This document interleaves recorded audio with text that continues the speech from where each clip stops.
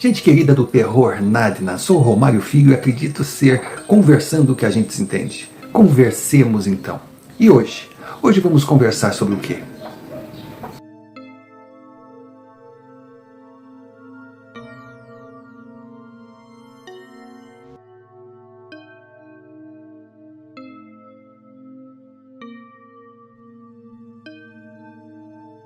Senhor Romário, inicio meu relato com um abraço e vou direto ao assunto, direto que sou. O meu nome é Roberto, fictício, fique tranquilo. E o relato que irei lhe contar aconteceu há muitos anos atrás, mas até hoje marcou a minha vida. Inicio a história em 1965, onde eu, com 7 anos de idade, estava ingressando na escola primária. Eu ia estudar. Eu era só o orgulho. Éramos de família simples, mas a minha mãe muito caprichosa. Meu uniforme, a gente usava uniforme na época, era uma espécie de casaquinho, um jalequinho branco e uma bermuda azul, um cor de vinho. Era bonitinho. E eu era uma goma só, impecável. E a minha mãe me alertou: tu vai brincar no recreio, tu tem que brincar, tu é criança, mas tu vai levar essa sacolinha aqui. Quando eu olhei a sacolinha, tinha a minha merenda, muito caprichada, por sinal, sempre uma fruta, um suco, um sanduíche, e uma camiseta. Ou seja, no recreio, eu teria que tirar aquela roupinha branca e colocar aquela camiseta escura. Minha mãe dizia: eu vou lavar o teu uniforme uma vez por semana. Tu tem 2 camisas brancas. Se sujar, tu vai para a escola passar vergonha com elas imundas. Tu vai ser chamado de porco. Então era tudo muito bonito, era tudo um sonho. E o sonho aumentou mais ainda quando nós fomos perfilados, apresentados à nossa professora, que na época não se chamava de tia, e eu conheci a minha sala de aula, e ela já determinou os lugares. E quis o destino que do meu lado sentasse Maria Rita. Mas quando eu falo do meu lado, os mais antigos irão lembrar, era uma carteira, era um móvel só, que tinha mesinha e tinha banqueta onde a gente sentava, e era para 2 lugares, 2 alunos. E do meu lado sentou Maria Rita. Até hoje eu lembro do encantamento que eu tive ao ver aquela princesa. Ela, muito delicada, eu já estava sentado, ela pediu licença, sentou do meu lado e me disse oi. Ai, foi o oi mais espetacular da minha vida. Eu esperei o recreio para me certificar de algumas questões, porque no primeiro dia de aula a gente praticamente não conversava. Deus o livre, era a professora. Mas no recreio, primeiro eu fiquei ao lado de Maria Rita, que eu não era dos mais altos. Então o meu medo era que ela fosse maior que eu. Se ela fosse maior que eu, acabou a chance. Homem tem que ser maior que a mulher. Assim eu pensava. E depois eu perguntei a idade dela. Ela era meio precoce, porque na época as escolas costumavam exigir que a criança tivesse no mínimo 7 anos. Maria Rita tinha 6, mas sabia escrever, sabia ler, então ela foi aceita. E eu fui pro céu. Eu era mais alto e mais velho que Maria Rita. Eu encontrara a mulher que seria minha esposa. Juro! Eu tinha 7 anos, ela tinha 6. Fizemos todo o primário juntos, sentados na mesma carteira. Nós éramos unha e carne. Tinham meninos, meninas, professores que achavam que a gente era irmãos. Aquilo me ofendia como irmão. É a minha namorada, se bem que ela não sabe. E se descobrir, pode ser que termine comigo. Então vamos levando assim.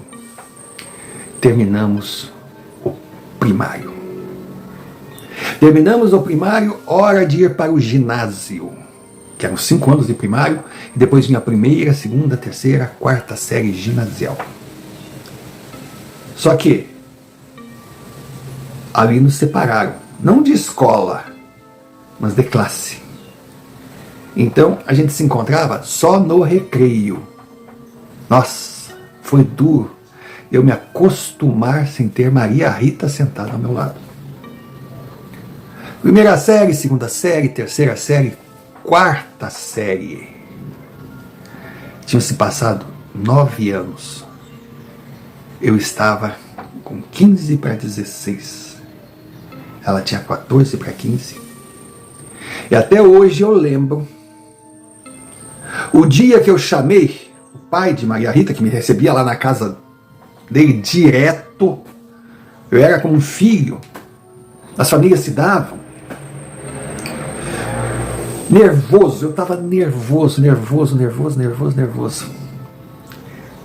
Olha, antes de começar a falar, além das mãos suando, uma vontade de dar uma mijada que eu não aguentava. Eu chamei o homem, chamei o seu Eugênio para uma conversa de homem para homem. Ele, opa, aí sentou, eu era mirradinho.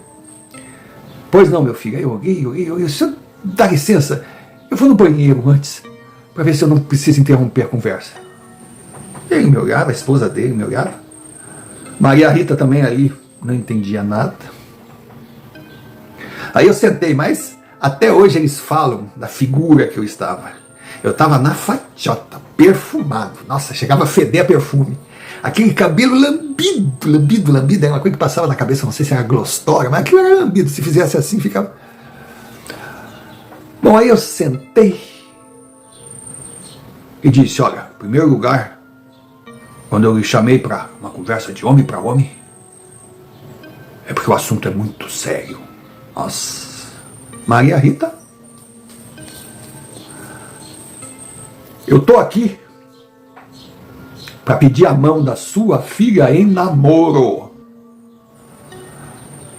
Aí o sogro velho olhou para mim, olhou para a sogra, bem que teve a vontade de rir, mas ele, não, pô, isso aí é muito sério pro menino, foi uma conversa de homem para homem, vamos respeitar o homem que está surgindo. Engraçado ou não, é uma atitude de homem.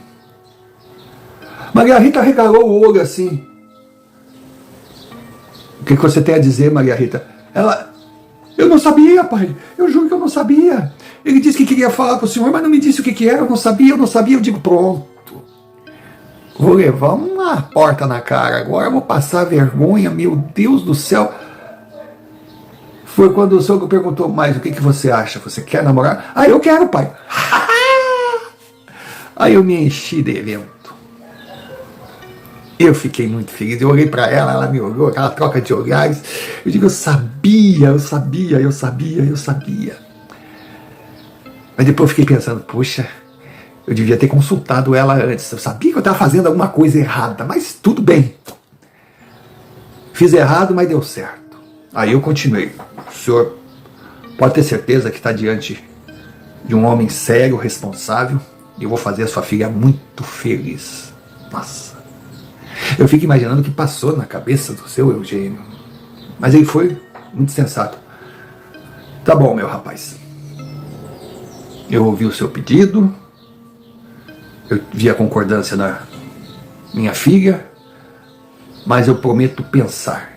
Eu lhe dou a resposta daqui a uns dias. Tá bom assim? Eu digo, tá ótimo. Entrei com tudo. Ela concordou. O sogro não disse não, mas daí deixou claro. Está acontecendo alguma coisa entre vocês? Alguma coisa como vocês estão se encontrando às escondidas? Não, sogro. Nunca peguei na mão dela como namorado. Não. A gente era amigo até hoje. Ai, minha cunhadinha já com... Mas é... Ah, quer dizer que agora vocês deixam de ser amigos? Não, nós continuamos sendo amigos. Eu comecei a me atrapalhar. Aí eu ouvi, eu confio em você, mas depois que eu fiquei sabendo agora, a liberdade que vocês tinham para andar juntos e coisa, será vigiada. Terão regras, que amizade é amizade, namoro é namoro. Você está preparado? Estou sim, senhor. Tô, sim, senhor. Então tá. Depois, com o tempo, eu fiquei sabendo que ele foi e procurou meu pai. Meu pai não sabia o que dizer, que ninguém tinha a mínima ideia do que eu faria. Aí os dois chegaram num denominador comum. Somos amigos. Eu faria gosto de ter a minha filha casada com seu filho, lógico. Mas se bem que eles estão meio precoces, meio acelerados, né? Mas vamos fazer o seguinte, não adianta se a gente proibir, o proibido é mais gostoso. E já que acendeu essa chama neles, esse desejo de ser algo diferente de amigo, vamos concordar dando uma liberdade vigiada. Porque eu tenho certeza, se concordar, logo, logo, essa febre toda se acaba. E assim foi feito. Eu fui aceito como namorado de Maria Rita. Aí acabou essa coisa de chegar toda hora lá, sentar, comer, fazer, estudar junto. Não. Aí colocaram um horário. Eu podia ir lá na quarta-feira e na sexta à noite. No final de semana, nós poderíamos passear, mas sempre com a devida vigilância. Na época a coisa era terrível. Você podia até dar um beijinho, um selinho na menina, mas se deixasse digitais, teria que casar.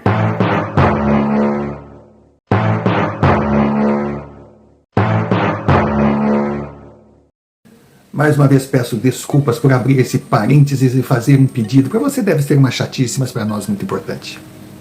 Sendo você um Nádina, um ser normal, repleto de dúvidas, interrogações, curiosidades a respeito do sobrenatural, universos paralelos, mas não quer se resumir a repetir perguntas, optando em aprender com experiências vividas de gente igual a gente, eu quero fazer um pedido. Se não está inscrito, inscreva-se no canal. Deixe o seu like. Importante, comente. Pode ser até um oi. Mas se bem que a gente prefere que você coloque aí de onde está falando, para que possamos saber até onde estamos chegando. Se você se inscrever, se você deixar um like e comentar, estará registrando sua presença aqui, mandando o recado à plataforma. O canal tem um conteúdo interessante que atrai pessoas. Com sua ajuda, nós vamos alcançar as metas. Metas impostas para canais recém-criados, 1.000 inscritos, 4.000 visualizações ano. Assim entraremos para o primeiro time, para a Série A do YouTube. Começaremos a ser monetizados e aos poucos iremos nos livrar desses algoritmos que tanto amarram o nosso crescimento. E se achar que merecemos, envie-nos um Pix. Qualquer centavo será bem-vindo. E sem esquecer de agradecer sempre aqueles que confiam no canal e enviam seus relatos, pois eles são o combustível que move a engrenagem. Dado o recado, voltemos ao relato, assista até o final, que com certeza dele você poderá tirar algum aprendizado para seguir na sua longa caminhada em busca da evolução. Mas o namoro começou e realmente ficou melhor do que a amizade. E o logo termina, logo a chama apaga. 1 ano, 2 anos, 3 anos, 4 anos, 5 anos. E nós namorando. 5 anos na época, cara, a coisa já tá mais séria. Pô, cara, tu já é maior de idade. Tá na hora de casar. Eu amava aquela mulher, mas o casar. E aí nós cometemos o grande crime. Desafiamos a sociedade na época. E fomos morar juntos. Eu explico. Onde a gente morava, ou tu era agricultor, ou tu era motorista. Eu comecei a trabalhar como motorista. E, quando cheguei na idade de tirar minha habilitação, eu já sabia tudo sobre caminhão. E recebi uma proposta para trabalhar em outra cidade. Era um belo emprego. E eu não queria ir deixar Maria Rita, porque a cidade não era tão próxima, era uma cidade maior, não era gigante, mas perto do povoado que eu morava. Mas era distante. Eu queria minha mulherzinha do meu lado. Foi uma tristeza, foi uma decepção, mas eu digo, eu não tinha essa coisa de casar. Tinha. E ela aceitou. Mas ela aceitou mais no impulso, porque ela, claro, ela sonhava com a igreja, a véu e grinalda, ela tinha aqueles sonhos. Mas eu meio que atropelei o sonho dela. E entre perder a ilusão e me perder, ela optou em aceitar. Até mesmo que, nesse momento, as famílias descobriram que nós estávamos em pecado, nós tínhamos comido a merenda antes do casamento. E claro que a cidade já sabia, então dificilmente ela iria encontrar um namorado com boas intenções se ela ficasse largada de mim, porque ela não era mais virgem. Outros tempos, você pode até não estar entendendo, mas eram outros tempos.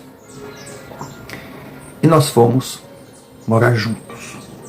Cheguei na cidade, aluguei uma casinha muito boa, eu tinha meu salário, e comecei a cair na estrada.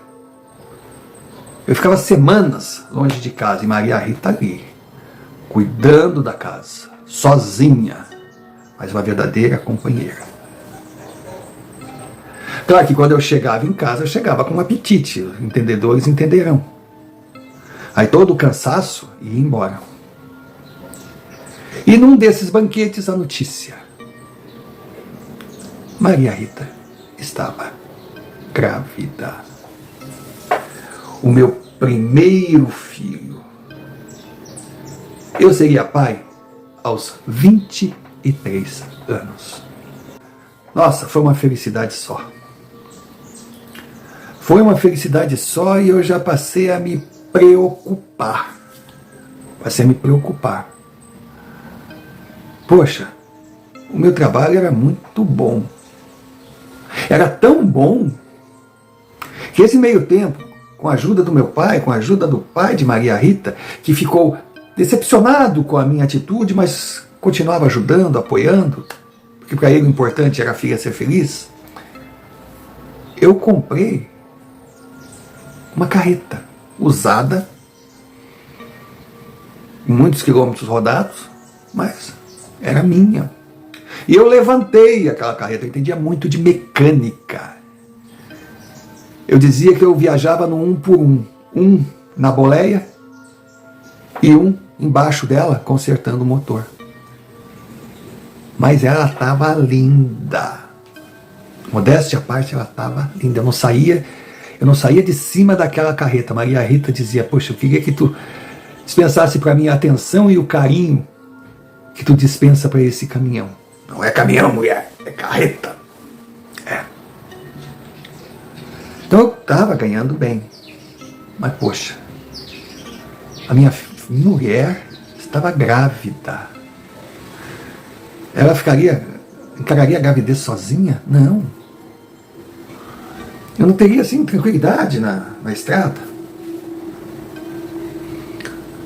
Foi quando a minha sogra se prontificou e ficou com ela nesse período. E aí que eu estava.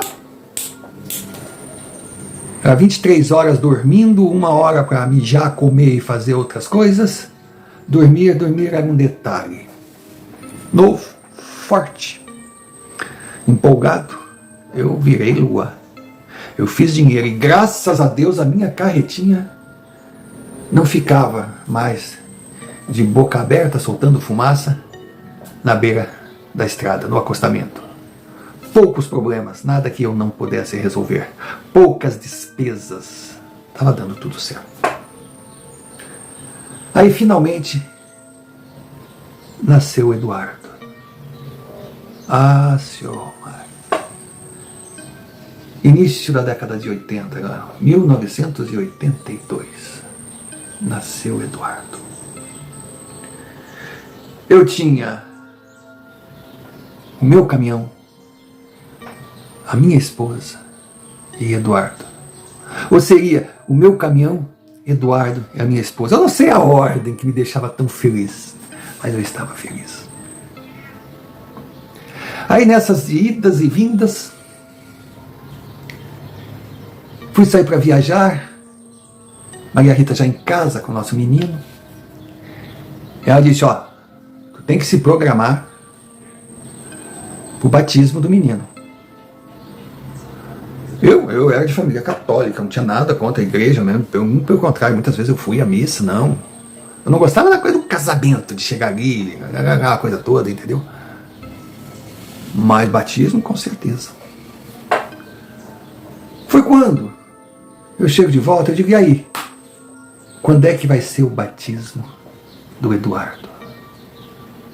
Maria Rita não se aguentou e começou a chorar. Nunca jogou os pratos assim. Eu digo, o que foi? Nunca. A igreja não quer nosso filho, ninguém quer nosso filho, ninguém, o padre não vai fazer o batizado, o padre disse que não vai batizar. Eu digo, mas o que está acontecendo? Esse padre é louco? Não, louco somos nós. Eu digo, fala o que houve? Ela me falou, eu fiquei com uma raiva daquele padre. Aquele padre disse para minha mulher que não batizaria o nosso filho, porque o nosso filho era fruto do pecado. Pensa num homem saindo de casa, disposto para quebrar uma igreja. Mas eu entrei lá, Padre Aurélio, até hoje eu lembro da criatura, já um senhor, pequenininho. Mas eu entrei com tudo. Veio uma daquelas beatas lá, eu digo, cadê o padre? Não, padre, cadê o padre? Aí lá no fundo eu fui invadindo o altar e coisa, fui lá na parte privada. Cheguei com tudo, gritando. O padre estava lá fazendo as tarefas dele, olhou para mim assim, pois não, meu filho? Quem o senhor pensa que é, velho mentecato? Ele olhou para mim, mentecato eu não sei o que significa. Velho eu concordo. Mas o que eu penso que sou? Sou o vigário dessa igreja. E o senhor é quem? A minha ira continuou com a mesma intensidade. Só que eu fiquei meio sem ação. Eu disse, quem o senhor pensa que é, que poder o senhor pensa que tem para não querer batizar o meu filho? Ele olhou para mim. Ah, você é o companheiro da senhora Maria Rita? Eu digo, cheguei assim, já sou. Diz na minha cara que não vai batizar o meu filho. Ele olhou para mim, eu não vou batizar o seu filho. Eu juro, se fosse um homem qualquer, eu quebraria ele no meio. Só que ele é um padre, estava de batina. Eu aprendi desde criança que a gente não bate em quem usa saia. Eu disse, o senhor não representa Deus. Deus não rejeita seus filhos. Ele olhou e falou, eu sou um soldado. Eu sou um empregado. Eu cumpro ordens. Ordens não foram feitas para serem discutidas e sim cumpridas. E os meus superiores dizem não batizar filhos de casais em pecado. Quando eu queira o Senhor ou não, aos olhos da igreja, a sua união é pecaminosa. E filho de casal em pecado, pagão permanecerá. A criança não tem culpa, mas pagará pela irresponsabilidade daqueles que o colocaram no mundo. Aquele homem falava com uma firmeza tão grande, com uma coerência. Eu digo, poxa, claro, o que eu estou fazendo aqui? O cara obedece ordens. Eu na minha empresa lá, eu obedeço ordens. Dizem para estacionar ali, eu estaciono. Dizem para esperar 2 horas, eu espero. Dizem para eu ficar sem almoço, eu fico. Ele era o motorista da igreja. Eu olhei para ele assim, eu via firmeza, mas eu via bondade naquele homem. Aí eu fui para trás, assim, sentei, botei a mão. Eu comecei a chorar. A primeira vez na minha vida que eu lembro que chorei. O que eu estou fazendo, pai? O que eu estou fazendo com a vida da minha esposa, do meu filho? Não sei. E você que sabe. Como eu posso saber se a sua esposa também não está confortável nessa situação? O que eu posso ter uma ideia é com relação ao seu filho. Porque hoje ele é uma criança, é um bebê. Mas futuramente ele vai perguntar. Ele vai fazer perguntas. E vocês terão que saber responder. Eu levantei, pedi desculpas e saí, mas saí numa vergonha,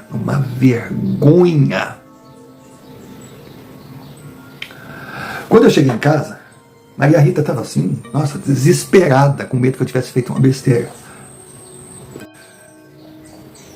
Aí ela perguntou, ela estava no portão, o que você fez? O que você fez? Pelo amor de Deus, o que você fez? Aí eu disse, eu fiz uma baita de uma besteira, tenho certeza que vou me arrepender. Ela, pelo amor de Deus, o que foi? Eu marquei a data do nosso casamento. Ela ficou feliz. Ela ficou, sabe? Eu vi nela uma felicidade que, depois pensando, eu nunca tinha visto nesses anos que nós vivemos juntos. Ela também se sentia mal com aquela situação de ser ajuntada, como se falava. Ela só falou, mas de novo, tu toma uma decisão dessa sem me consultar, seu filho da puta. Me abraçou, me beijou, mas chorava. Era felicidade. De repente, eu descobri o que estava fazendo com a mulher que eu amava, com a mãe do meu filho. Eu não podia fazer isso, porque eu só pensava em mim. E quem ama não exige sacrifícios da pessoa amada. Casamos. Foi muito bonitinha a festa, do jeitinho que ela sempre sonhou. Ela entrou, sim, de véu e grinalda, não importava que se não fosse mais virgem, não pudesse usar branco. Ela deu os pulos dela lá, botou uma cor diferente, mas ela estava casando, ela estava linda, radiante. Só quem atrapalhou um pouco o casamento era o Eduardo, que não parava de chorar. Eu digo, esse aí puxou o pai, também não gosta muito da cerimônia. Mas foi muito legal. Fizemos uma festinha ali, só para os mais próximos. Quando eu cheguei na minha casa, eu entrei segurando a minha mulher no colo. E tivemos, sim, uma viagem de lua de mel. Tudo bem, foram 4 dias apenas, numa praia próxima, que um amigo da empresa me cedeu a casa, mas foram os 4 dias espetaculares. A minha esposa, eu e Eduardo. Eu continuei viajando, mas eu já não era mais o mesmo caminhoneiro, eu não me concentrava na viagem. É engraçado. Eu já colocava as minhas prioridades na ordem. Meu filho, minha esposa, meu caminhão. E eu viajava preocupado, a minha família sozinha em casa. Foi quando eu tomei uma decisão. A gente fica na estrada apenas até o momento que deixa de fazer parte da estrada. Eu deixar de fazer. Como as coisas acontecem na hora certa, quando a gente está agindo certo. Surgiu uma loja de móveis gigantesca na cidade. E eles precisavam de caminhões menores para fazer entrega, para buscar móveis. E eu fui conversar com os diretores da loja. Eu tinha boas referências. Eles disseram, olha, se você tiver um caminhão, se o caminhão passar na inspeção, você está contratado. Aí me deram um prazo. Eu cheguei em casa e falei, olha, eu não vou mais viajar. Ela ficou preocupada, mas como não? Parecia um serviço assim, assim, assim. Eu não vou ganhar tanto quanto eu ganho na estrada. Mas, se formos pegar custo, benefício, gastos com manutenção, vai dar quase elas por elas. E eu estarei dentro da minha casa, se não toda noite, mas a maior parte delas sim. Nossa, claro que a minha esposa ficou feliz. Claro que ela ficava sozinha com o menino, mas ela preferia ter o marido dela do lado. Pra, além de proteger, ajudar a educar. Vendi minha carreta, e com um detalhe, vendi a minha carreta com o serviço. A empresa concordou que eu colocasse a linha na negociação, eles foram muito legais comigo. Então eu vendi por um bom dinheiro, que foi abrir a boca, apareceram os pretendentes. Com esse dinheiro, eu comprei um caminhão semi-novo, inteirão, uma coisa mais linda, Mercedinho, baú. E sobrou dinheiro. E nessa de sobrar dinheiro, eu fui no banco, tirei um empréstimo, mas eu fiz diferente, eu financiei o caminhão e comprei uma casa à vista. Maria Rita estava no céu. A casa já era uma casa antiga, tinha seus 20 e tantos anos, quase 30, mas estava bem cuidada. Os antigos proprietários haviam falecido. Os herdeiros a mantiveram muito tempo, alugaram por um período, mas o aluguel não compensava, dava dor de cabeça com o inquilino. Resolveram deixar fechada, claro, tinha obras para fazer. E entramos na casa.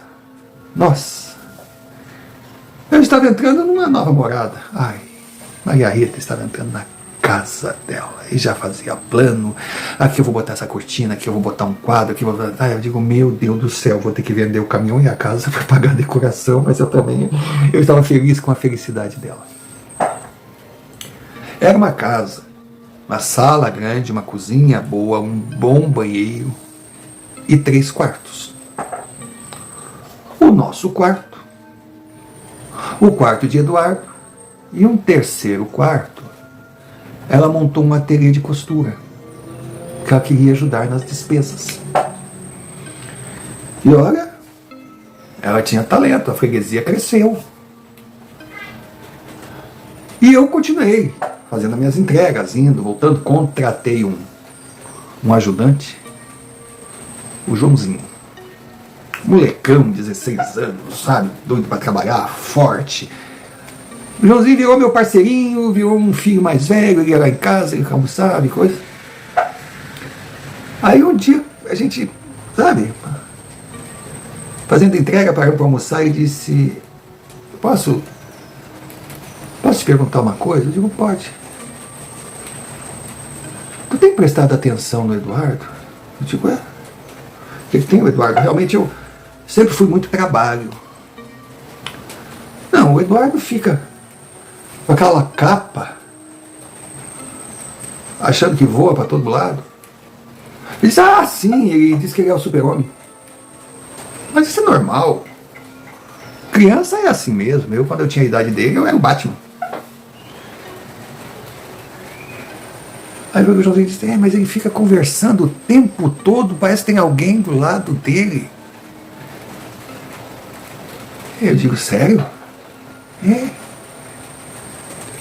Eu achei, sabe, o dia que eu fui na sua casa,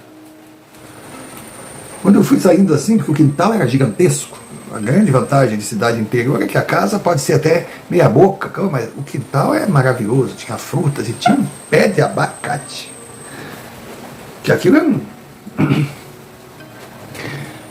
E eu vi Eduardo subindo naquele pé e dizendo que ia sair voando e xingando alguém que dizia que ele não podia fazer isso. Eu ouvi aquela história e fiquei preocupado. Aí cheguei em casa, perguntei para Maria Rita. Ela disse, não, ele é o super-homem. Bom, aí não era novidade para mim que onde eu ia eu tinha que comprar os gibis do super-homem. E que eu tinha que comprar a roupa do super-homem. Como eu não encontrava em loja, a Maria Rita ficou de fazer uma roupa de super-homem para ele. Eu disse, mas e essa história de ficar conversando? Ah, não, isso eu falei com o médico também.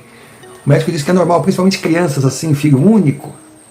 Eles arrumam um amiguinho invisível. Isso é normal, muitos têm. A gente só tem que tomar cuidado se a coisa não crescer demais. Aí ela me explicou. Eu digo, mas tu tem certeza? Ela tem.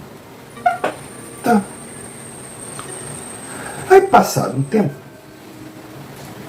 nessas escalas desencontradas, uma carga que era para chegar não chegou, eu fiquei uns dias a mais em casa. Eu digo, vou brincar com meu filho. Só que o meu filho não me deu a mínima. Ele ficou o tempo todo com aquela capa, brincando com o tal amiguinho. Aí eu me aproximei dele, filho, vem brincar comigo, vem com o pai, vem com o pai. Quando eu cheguei perto, eu me arrepiei.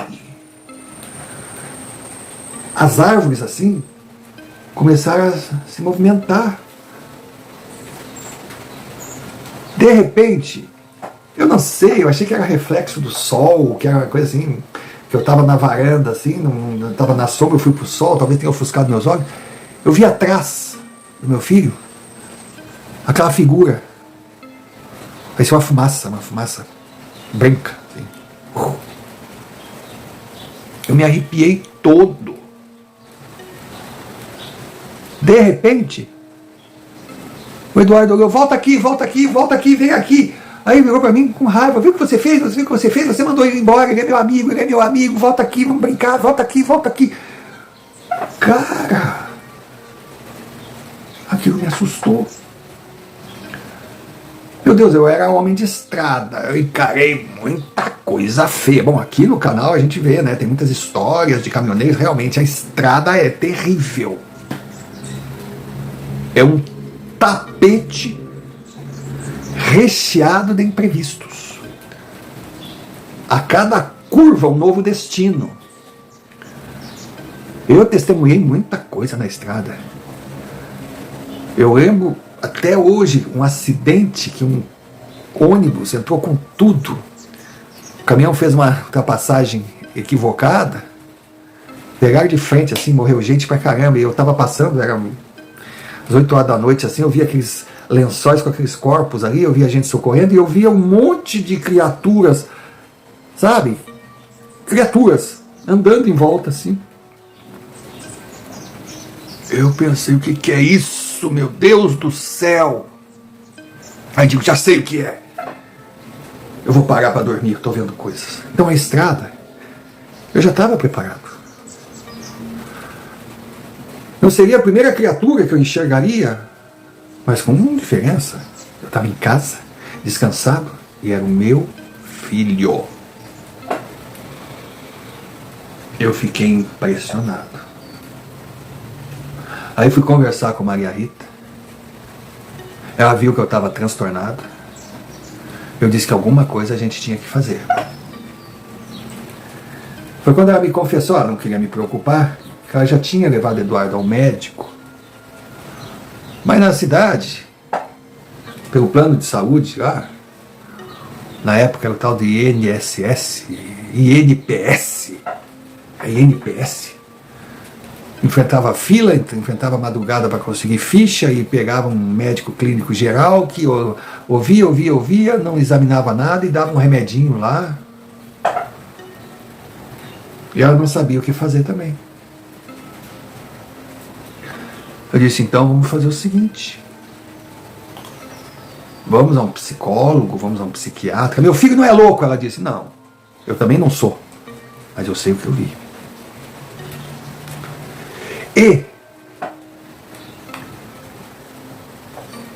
fomos ao tal do médico, que falou aquilo que a gente sabia, que não disse nada com nada.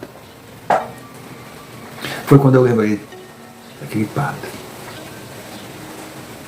Fui à igreja, conversei com ele e ele foi lá em casa. Quando esse homem entrou na minha casa, começou a tremer a louça, as janelas batiam. Eu fiquei apavorado, Maria Rita ainda mais, ela segurou Eduardo olhava. Fica calma, mãe. Fica calma. O Jairo não vai fazer nada para ninguém. Foi a primeira vez que nós ouvimos Jairo. E aqui eu falei, né? O padre olhou para o meu filho e disse: quem é Jairo? É meu amigo, padre. É meu amigo. Foi quando o padre se concentrou, fechou os olhos. Aquilo tudo que estava acontecendo parecia que o padre estava em sintonia, alguma coisa assim. Foi se acalmando. Eu pedi para a Maria Rita sair com o Eduardo. Aí o Eduardo: tá bom, a benção, padre. Vamos, Jairo. E eles saíram. Quando eles saíram, tudo se normalizou.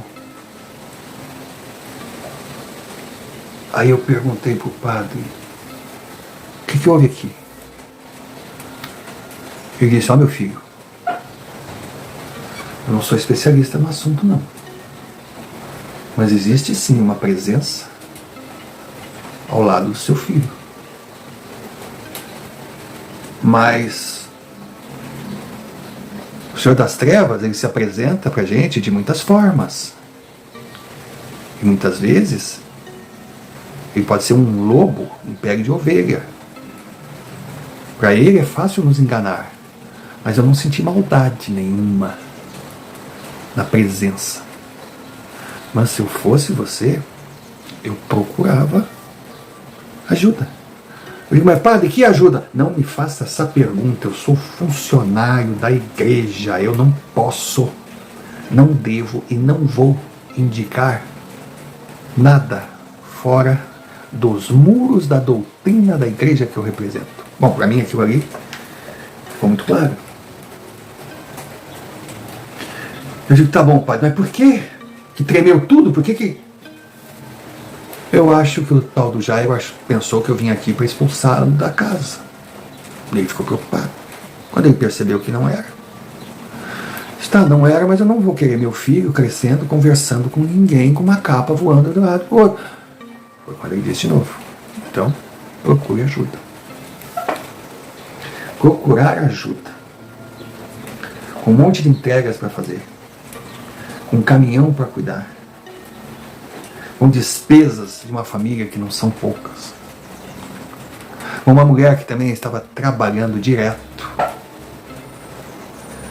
Realmente foram uns dias bem complicados. E eu não queria mexer com algo que eu não entendia. Eu tinha medo. Era meu filho. E eu não queria também meu filho, chegando na idade escolar, sendo chamado de louco pelos coleguinhas. Eu não sabia o que fazer. Realmente eu não saberia o que fazer. Até um dia que a vida fez por mim. Eu estava no banho quando eu ouvi um grito da Maria Rita. Eu juro, olha, a sorte que já era final da tarde, o terreno era grande, o banheiro ficava na parte dos fundos, tinha aquelas árvores. Os vizinhos não viram eu sair pelado. Quando eu saí pelado, estava minha mulher embaixo do abacateiro, com o Eduardo lá nos galhos mais altos assim. Ela dizia: pelo amor de Deus, meu filho, desce daí, desce daí, desce daí. Ele falava assim: fica preocupada não, mãe. Eu não sou mortal como vocês. Eu sou de Krypton. Eu sou super-homem.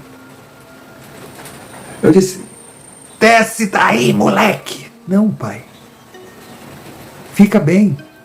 Olha, eu já falei para Jairo também. Fiquem bem. Eu posso voar. Eu sou o super-homem e vou mostrar esse jogo lá de cima.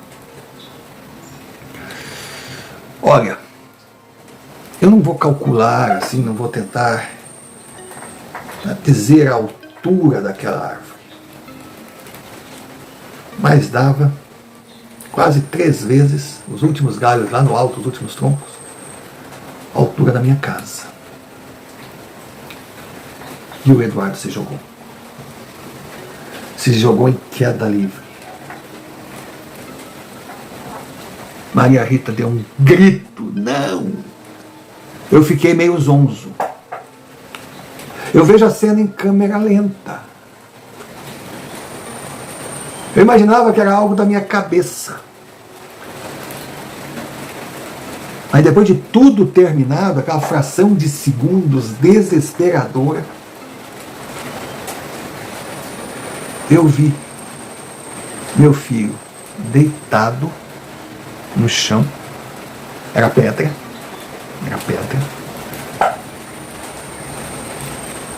Cheio de escoriações,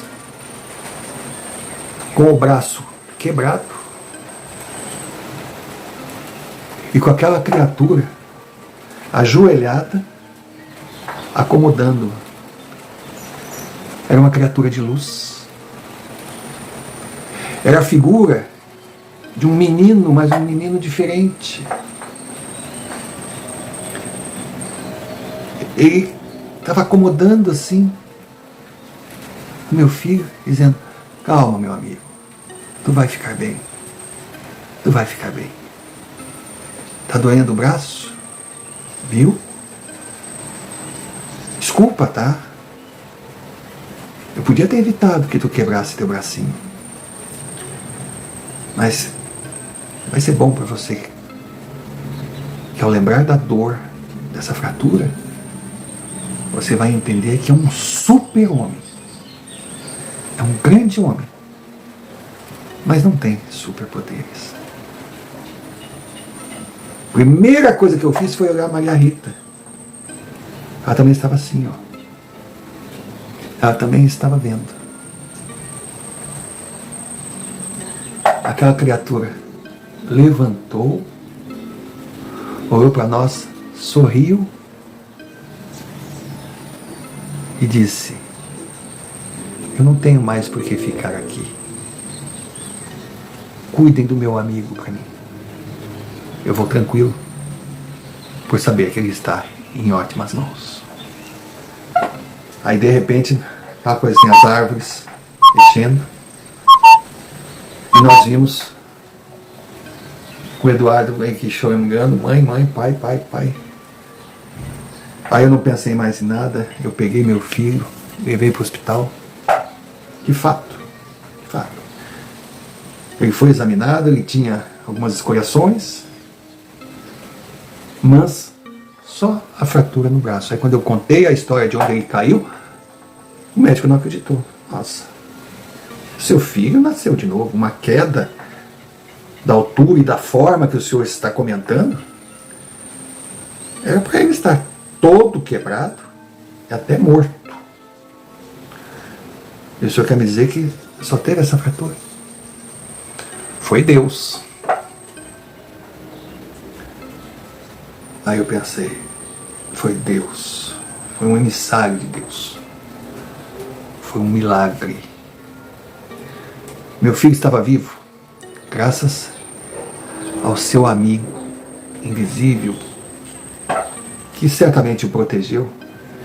Não sei se desde o momento que nós entramos naquela casa, ou desde o momento que nasceu, porque as datas foram muito próximas.